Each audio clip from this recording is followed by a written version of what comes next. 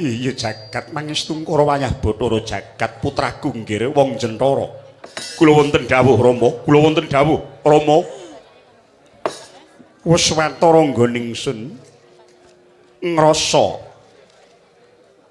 hateking negara ingkang kabawah kaparentah dening panguwasaning Ratu Anyar ingkang mbrebeki jagat Prabu Sri Mahapunggung ing Purwacarita ingkang kawarta tansah mempen kekuatan sedya mbalela marang Praja Nggilingaya.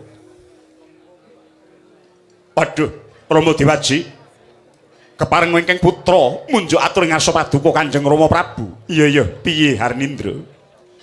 Saestunipun kula kirang rumajeng dhateng peteng bilih Purwacarita sampun ketingal hangrimong kampuh jingga glondong pengareng-areng peni-peni raja peni guru bakal guru dadi ingkang pendak kala mangsa tetep lumintu tanpa tawong ateges yen to Purwacarita menika senadyan boten kebawah keperintah negari Nggilingaya tetep nyidhep hamara bapa dhateng paduka Kanjeng Rama Dewaji. Lajeng paladan ingkang pundi ingkang saged merdata tuwin netepaken widanipun negari Purwacarita hanganggep yen to Surya kembar badhe hanglongsoraken kawibawan miwah kaluhuran paduka Kanjeng Rama Prabu. Mulane kang mengkono mumpung iki durung jeneng kebacut aja nganti ing mengkone panjenenganing sun manggih wirang tinuding jejering pepundhen ingkang ora dunung marang lungguhing bebener lan adil. Hateking negara Nggilingaya iki kelebu murwani mernata dumadi nutukake lekasing para ratu ingkang sembada memangun harjaning bumi. Lumahing jagat kureping akasa kaya ora kena cinakep panggrangsanging asta. Wis sedeng yen to tumangkaring dumadi iki banjur tuwuh pira-pira gegolongan ingkang tumata nganti padha adeg kraton yasa negara sarta mbangun karaharjan. Mapan iki ingkang kinarsakake dening kang gawe jagat iki digelar sayekti dadi wadah obahing dumadi tangkar tumangkaring budaya bangsa. Waduh Rama kepareng ngupun isru sumlatur ngarsa paduka Kanjeng Dewaji. Iya piye nggir isru dewa sira tak keparengake darbiatur. Kula nuwun sewu dipun menapakno lan dipun tingali saking kiblat pundi cetha sanget menawi tingkahipun nalindring Purwacarita Prabu Sri Mahapunggung menika badhe hanggempil miwah ngrebahaken pangwaos paduka Kanjeng Rama Prabu. Nanging yen to paduka Dewaji kersa mratitisaken gelaring Purwacarita kenging menapa ing ngatasipun pendak warsa caos glondong pengareng-areng ingkang mengku werdi ngakeni dhateng kaluhuran kawibawan Nggilingaya. Nanging pagenya nata Purwacarita dereng nate ketingal seba wonten ing ngarsa paduka Kanjeng Rama Prabu.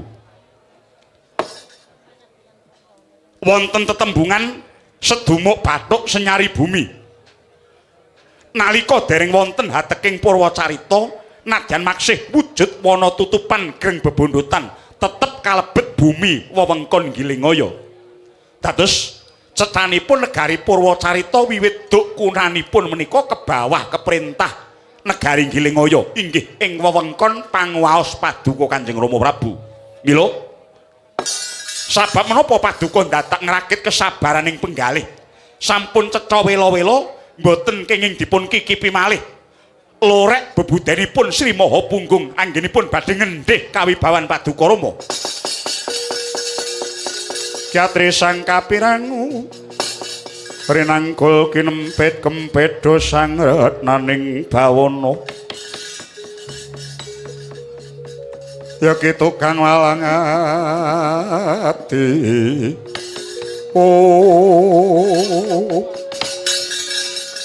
Aduh Rama Prabu piye Harnindra sedaya pemanggih menika mboten wonten ingkang lepat mapan wonten leresipun piyambak-piyambak. Tembungipun ulam sampun mungguing rampadan kelajeng mepak wadya mangun baris mranata gelar ngiras ngantep bobotipun negari Purwacarita. Lepat menapa yen to paduka paring palilah dhateng hadeking Purwacarita kanthi srana upacara kepraboning prang. Dados cethanipun gampiling rembag Prabu Sri Mahapunggung kersanipun jumeneng Nalendra slaminipun nanging kedah dipun wisuda mawi tata cara dipun jajaki kekiyatanipun kanthi hambangun jurit. Kanthi srana mekaten saged kangge nyembuh dhateng kaluhuran miwah kuncaranipun hadekipun negari Purwacarita. Yen to mangkono mara gage timbalana tetungguling Brahmana yaksa ngadhep ana ing ngarsa panjenengan ingsun.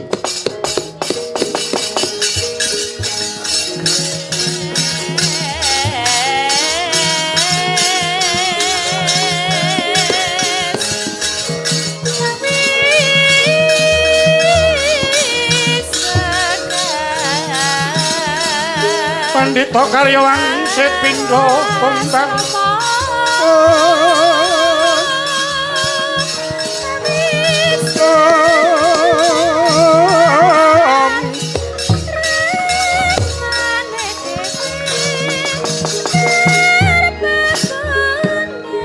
Kula nuwun amit pasang Kalimantabe sinabeta ngila duni dumaweng tawang tuwang linepat ning tulah sari wonten dawuh timbalan paduka Indramiji kang abdi kula pun Sindhu Yaksa. Ing kalenggan iki kowe ingkang ingsun pitaya dadi dutaning ingsun marang negara Purwacarita. Kepareng paduka kados pundi? Aja kaya bocah cilik sepening kalas padan, kowe sawijining resi ingkang wis nimpuna ing aguna. Tegese kowe bontos salwiring perkara agal miwah lembut. Kowe tak kongkon budhalo golek ana pernahe kutha gara merga nganti dina iki Rugista durung katon bali. Ketemu kelawan sing jeneng Sri Mahapunggung mundya nawalaning ingsun aja pisan-pisan lung tinampan kelawan sakliyane Ratu Purwacarita sing jenenge Sri Mahapunggung. Kula lan ngestuaken dawuh cilik suweking dlancang gedene kowe wani mbuka surasaning tulis gulumu ijole Sindhu Yaksa. Ngestaken dawuh pareng kula nyuwun pamit beda dinten menika. Duga-duga digawa prayitna ngati-ati aja nganti keri.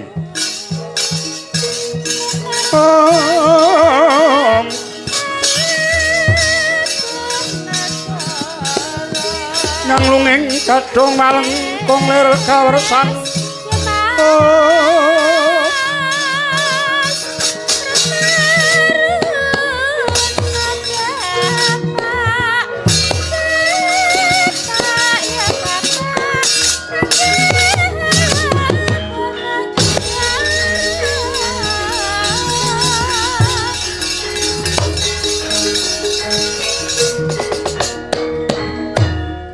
mundi dawuh paduka Dewaji memanuk ana lakune Sindhu Yaksa aja nganti ketleyek lelakon iki lan yen to pancen wong Purwacarita ora bisa digawe becik mangsa bodho ngestaken dawuh paduka kepareng kula nyuwun pamit tak pangestoni Isrudewa.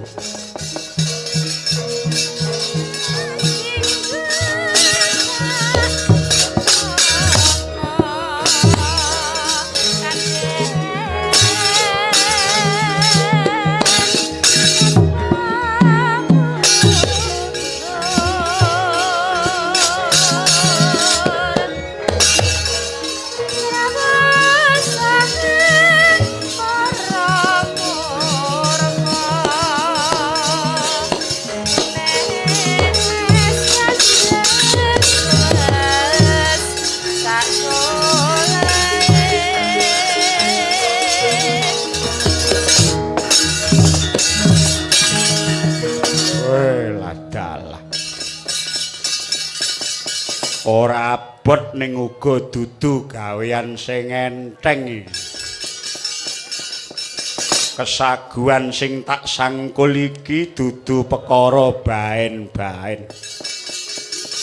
Nadyan aku durung ngerti ngendi pernahe kutha Purwacarita kaya gampang pertikele waton gelem nabuh kenthongan mulut. Ning surasaning tulis iki yen to aku nganti meruwi nyawaku ijole. Mongko nyatane aku ya urung eruh tenan pernahing kutha Purwacarita.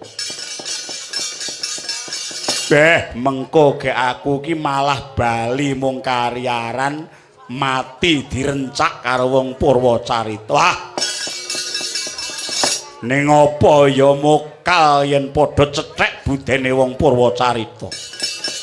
Kontap kautamane wong Purwacarita luweh narendrane sing jelenge Sri Mahapunggung.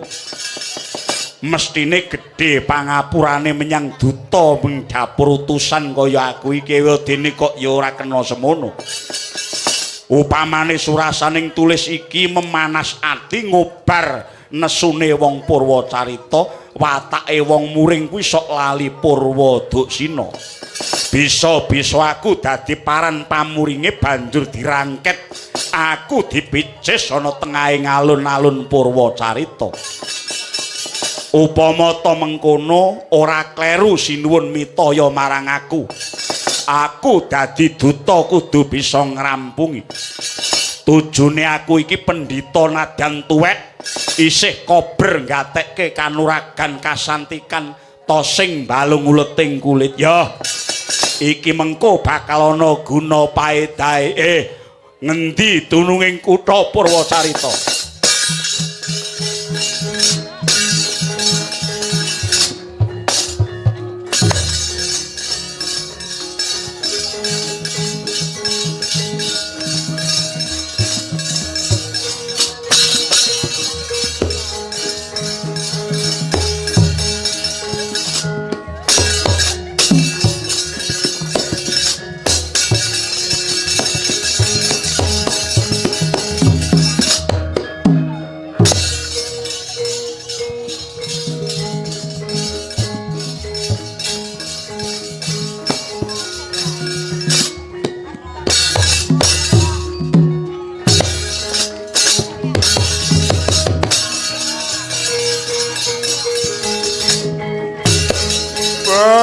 Salah.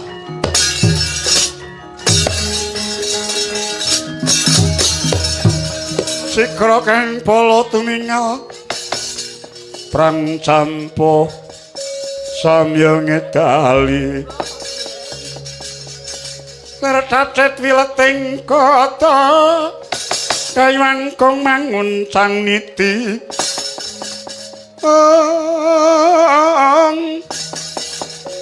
pencang sangaji micil wadenya ngedali wus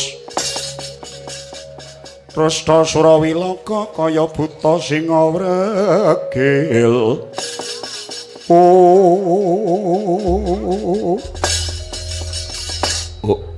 ladalah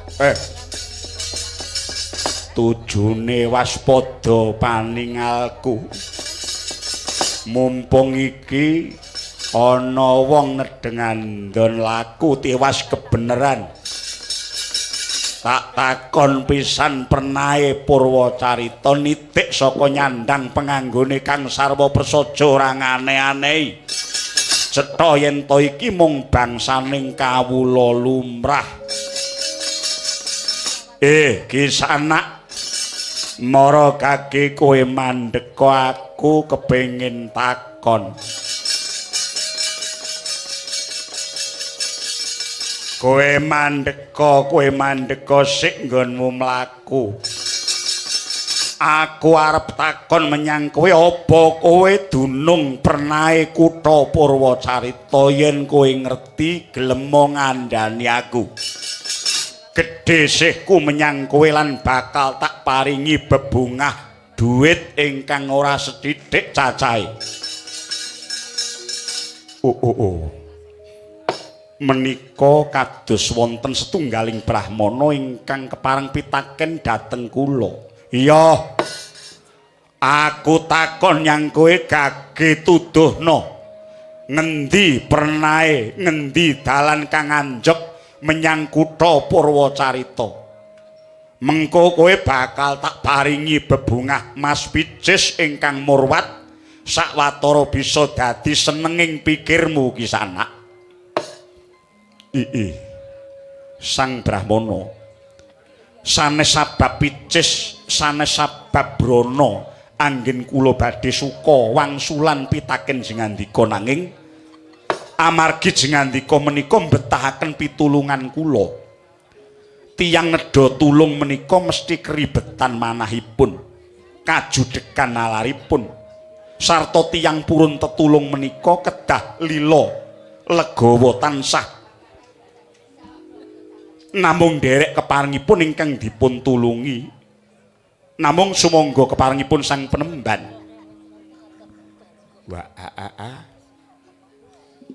Ora neng mendung ora neng udan kok dalane lunyune ra jamak. Ya gawate kaya ngene menyang Purwacarita. Ya bocah bagus, aku ingkang kurang genep tata kramaku sing gedhe pangapuramu. Gage saiki aku njaluk tulung menyang sliramu, aku kandhanana pernae lan dalane sing tumuju menyang kutha Purwacarita ki ngendi?